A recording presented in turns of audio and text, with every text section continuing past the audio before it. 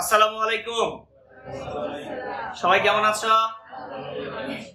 আমরা কিসের জন্য ফ্লোচার্ট করব আজকে? লিপ ইয়ারের জন্য।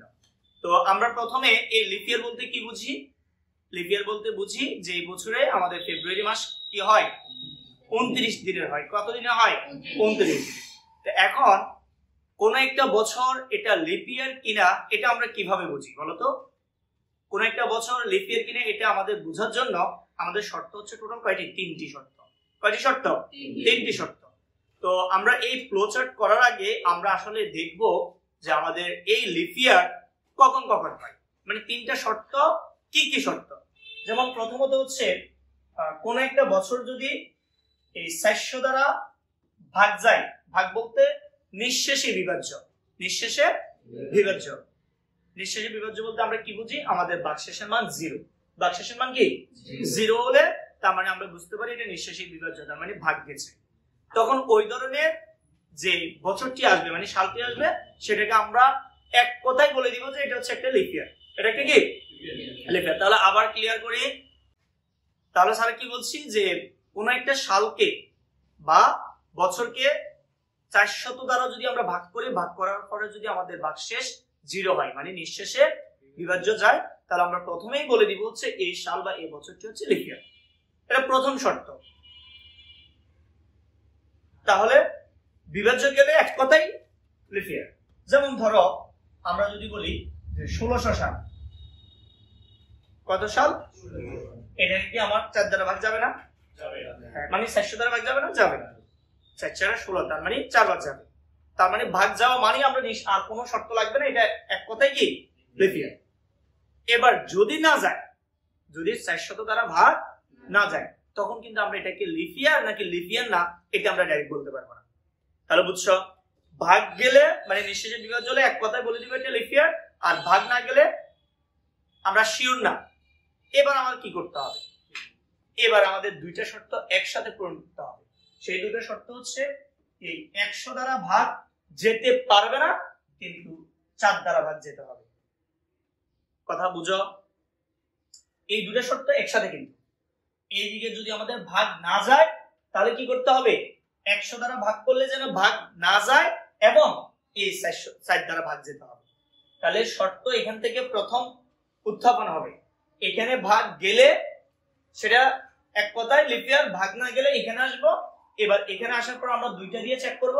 100 দ্বারা ভাগ যেতে পারবে না, কিন্তু 4 দ্বারা ভাগ যেতে হবে, তাহলে সেটা লিপ ইয়ার। আর যদি এই ঘটনা সত্য না হয় তাহলে আমরা সেটাকে লিপ ইয়ার বলবো না। তোমরা মেইন শর্ত বুঝছো? ওকে, এবার আমরা এটাকে ফ্লোচার্টের মধ্যে ফুটিয়ে তুলব। তো ফ্লোচার্টে ফুটিয়ে তুলতে গেলে আমরা জানি যে ফ্লোচার্টের যে কোনো ফ্লোচার্টের 5টি কমন থিম আছে। 5টি কয়টি থিম? 5টি কমন থিম আছে। তো এই 5টি কমন থিম কি কি? এই 5টি কমন থিম হচ্ছে শুরু করা, শেষ করা, ইনপুট নেওয়া, আউটপুট দেওয়া এবং মাঝখানে হচ্ছে প্রসেসিং অথবা প্রক্রিয়া।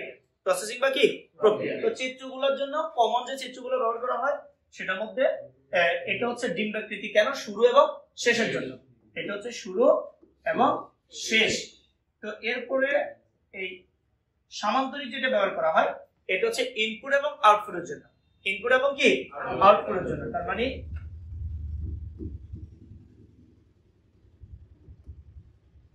আউটপুট। তাহলে এটা হচ্ছে ইনপুট এবং আউটপুটের জন্য। এরপরে এই যে আয়তক্ষেত্র, এই আয়তক্ষেত্র হচ্ছে প্রসেসিং বা প্রক্রিয়ার জন্য। প্রসেসিং বা কি প্রক্রিয়ার জন্য।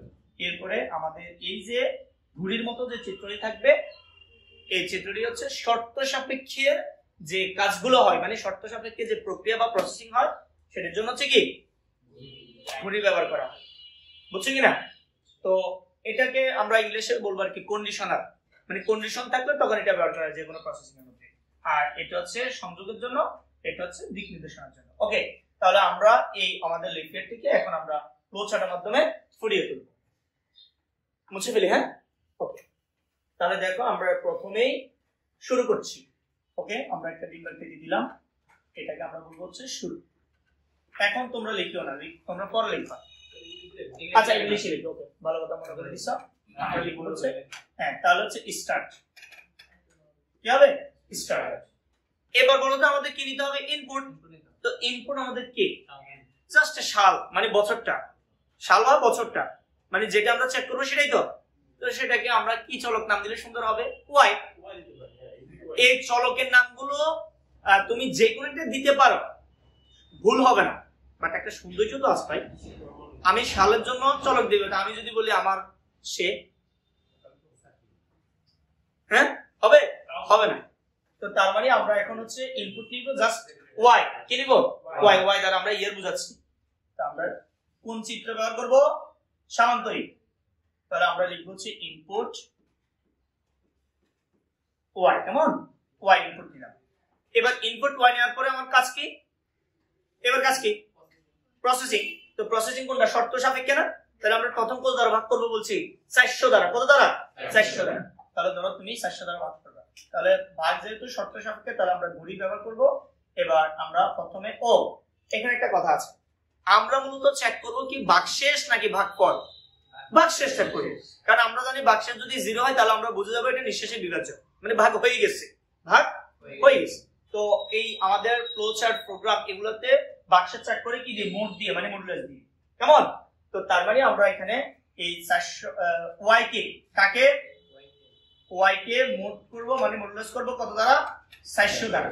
এবং এই 400 দ্বারা মডুলাস করার পরে আমরা দেখব যে ইকুয়াল ইকুয়াল কি কিনা? 0 কিনা।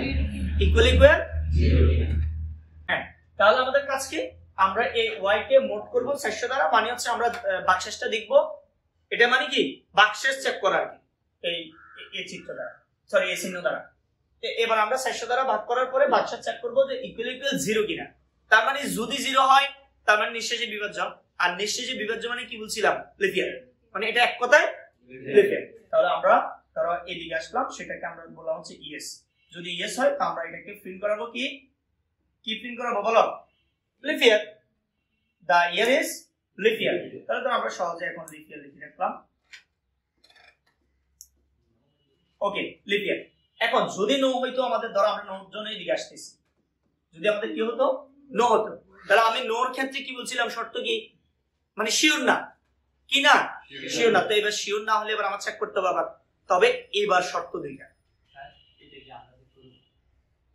না, তোমরা জাস্ট এটা দিবা, বাট আমি তোমাদেরকে মেইন থিম গুলো বুঝিয়ে দিচ্ছি যে আসলে ঘটনাটা কিভাবে ঘটতেছে, তোমরা তো এইভাবেই দিবা।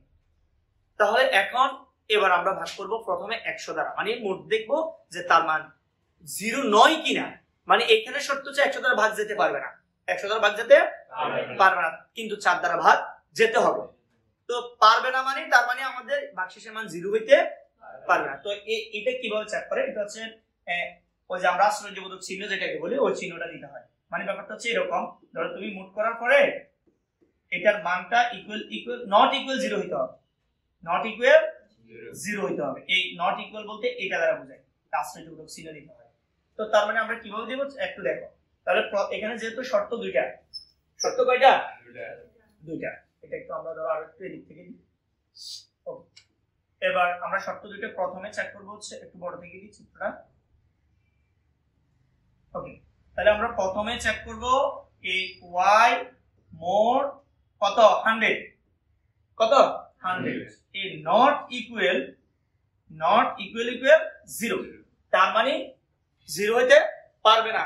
এন্ড মানে এবং, তার মানে তুমি এখানে এন্ড দাও, তাহলে এন্ড কি? এবার 4 দ্বারা ভাগ যেতে হবে, তার মানে y মোড 4 ইকুয়াল এবার কিন্তু 0।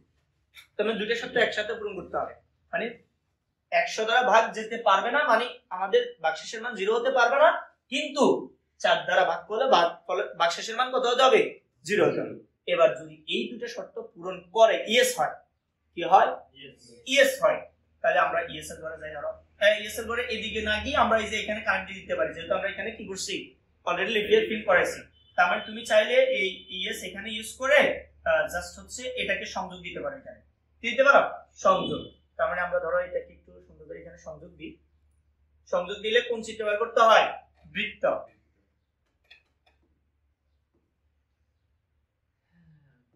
ওকে, তাহলে আমরা ধরো এখানে একটা বৃত্ত দিলাম, এখানে সংযোগ হলো, আমরা এখানে প্রিন্ট করাতে চাচ্ছি কোনটা? লিনিয়ার।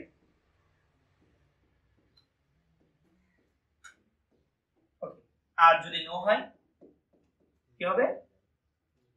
Not linear. নো হলে কি প্রিন্ট করব আমরা?